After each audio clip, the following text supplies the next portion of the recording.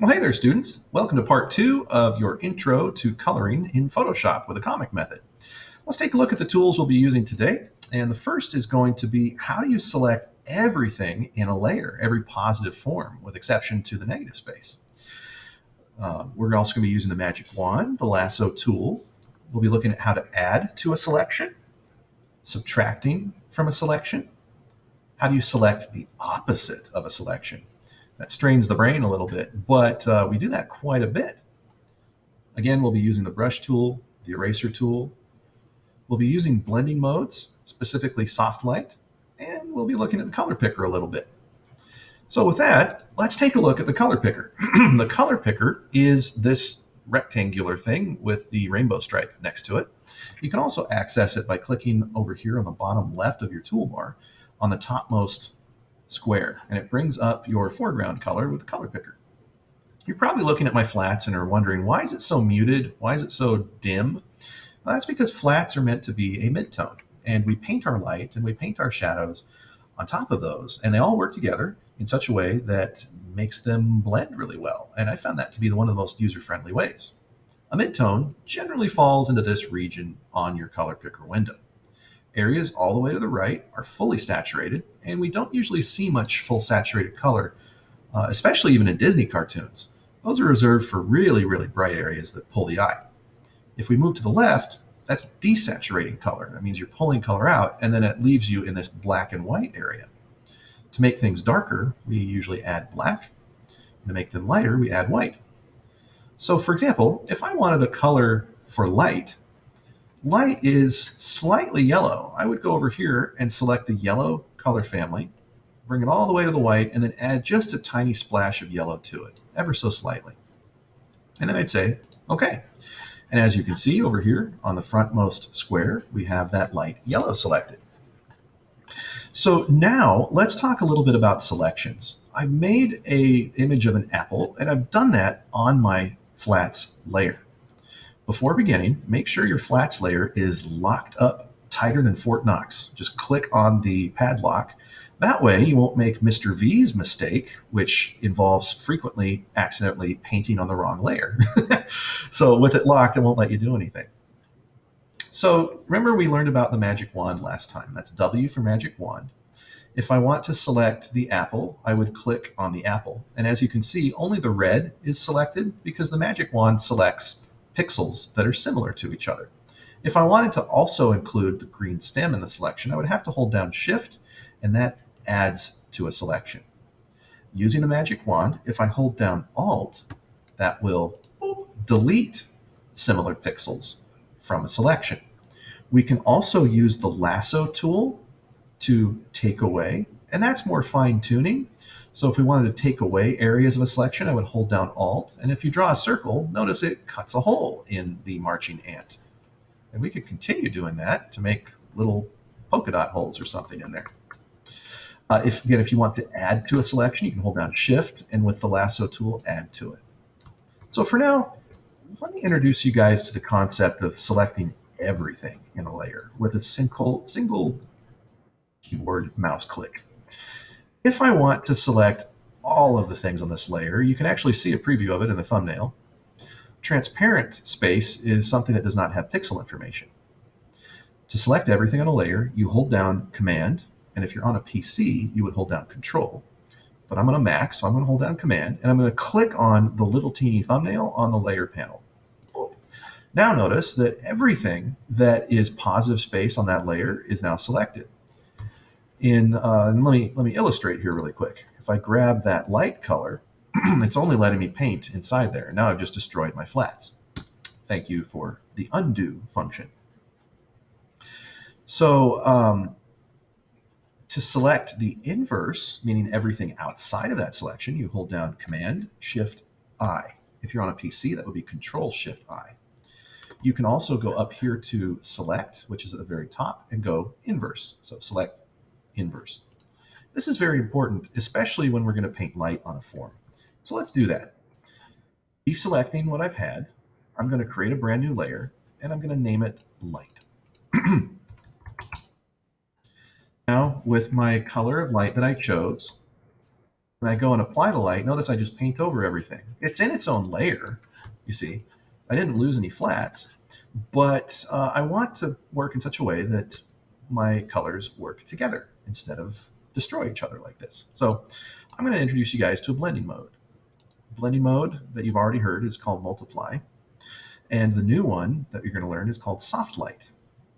Soft light makes it see-through and the colors work together. You can't get super bright with it, but that's reserved later when we add little effects.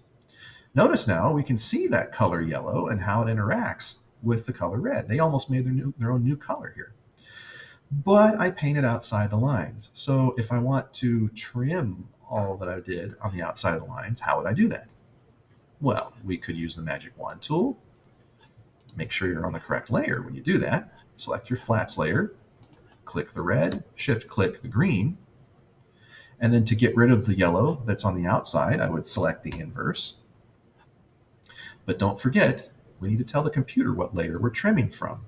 So I need to make sure I click on the light layer. That's the one where I made the light. And then hit delete. See how it trims it out? And it actually looks like a pretty decent light pass right there. So let's back up a little bit. You could use your magic wand tool. You could shift click to get all those elements selected, and then select the inverse, and then click on your light layer and delete. That also works as well. And we do that very commonly when we're working here. So now let's start to add a little bit of light to this form. Here's a little preview of what that's going to look like. Here is light that's added to our figure on the face, on the nose, on the arms, and as you can see, we have some hard edges and some soft edges. We're not going to worry about hard and soft edge right now. But let's just delete the light layer. I'm going to make a new one just for the purpose of this illustration. Set it to blending mode, soft light, and I've got my light color. And there's a couple of ways you can do this. First of all, let's add light just to the skin and the face. I'm going to select my color flats, and with the magic wand tool, shift click all of the skin tone areas. Now, a couple of ways we could work here is use a hard edged brush, and we can, like, say the forehead is going to catch light, and I'm using my mouse. You can use a drawing tablet if you want. And I'm shrinking the size of my brush down, and I'm adding this bold light color. But guess what? I just made a mistake. What was it? Uh-oh, I'm painting on my flats layer. Again, make sure you've locked that. Now, going to my light layer, let's add some light to the forehead. The cheek areas, doesn't have to be exact. We can clean that up in just a minute. The lip is going to catch some light. The top of the chin will catch some light. Even this big bulge on his neck is going to catch some light. We're going to see some light over here. All right, that's one way that you could do it. And then using a soft-edged eraser, we know that round things gently transition. They don't just abruptly stop. So using a soft-edged eraser, you can feather out the edge of this light. Let me introduce you guys to the strength of the eraser. That's called opacity. If I have, say, 40% strength, that means when I make an erasure here, it's going to only erase 40% of the color. If I have 100% strength, that means when I make a stroke with the eraser, it's going to erase everything. You can control the opacity strength by moving this opacity slider here, or you can use your keyboard. Number 1 on the keyboard is 10%, 5 is 50, and then 0 is 100. I'm going to say hit 7 for 70%. That way I have a gradual transition. Just feather out some of these hard edges.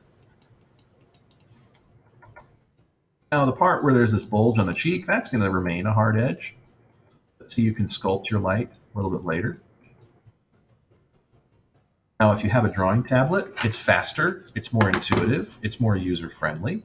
Use that as well. If you're on a Chromebook, that's a little bit different story here. But the chin is going to turn under, so we're not going to see light all the way across it. We're going to fade into some of the other areas here. The big bulge on the neck is a rounded form, so it's going to fade as well. And these cheeks, let's sculpt them a little bit. And if you were to continue working, I'm just going to delete this. If you were to continue working in that manner, your shadow shapes might look like this. Now, let's apply that to one other way of working. Okay. I'm going to be on my light layer again, soft light blending mode. And what if you worked a lot broader, meaning you make bigger, huger marks? So using my light, I plonk down light like this. And look how I've covered up my hair and I'm going outside the lines. That works as well. Let's use the exact same method. Let's add some light to the arm. And look, I've gone way outside the area into the t-shirt. Very rough, broad strokes here. Well, you can still use your color flats to work with you and streamline the process. Let's start trimming our light first. Let's get the light out of the hair. So I'm going to go back to my flats layer, use my magic wand. Let's click on the navy blue colored hair, go back to the light layer, and now hit delete. Ooh, see how that trims everything?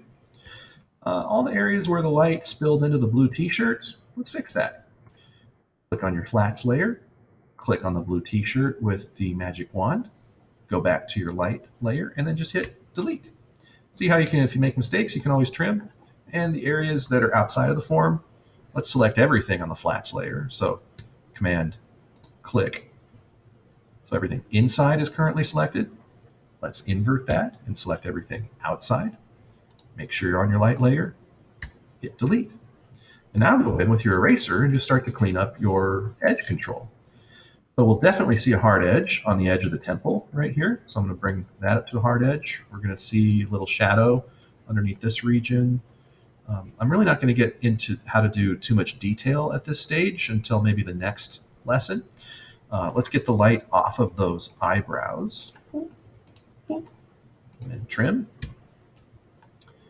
And we're spilling out under the chin. So just get your eraser out and get rid of that. And then areas of the chin, just be mindful of where the form turns, what the light does. Maybe we'll see where these wrinkles are, where that's not going to have any light in there. And then definitely not much where it's underneath where the hair would be casting some shadow. And so yeah, so this is just pretty quick and dirty on how to add the light and how to make selections, and how to control them. I'm going to use my soft edged eraser again to round out some edges. So hopefully that kind of gave a little look on how we just add and then we take away. We add and then we take away. In the next video, we'll be using the lasso tool and focusing on how to do more detailed work, and then moving on to what are called contact shadows, how to do shadow shapes. So I hope you guys found this helpful, and I look forward to seeing you guys in class next time. Take care.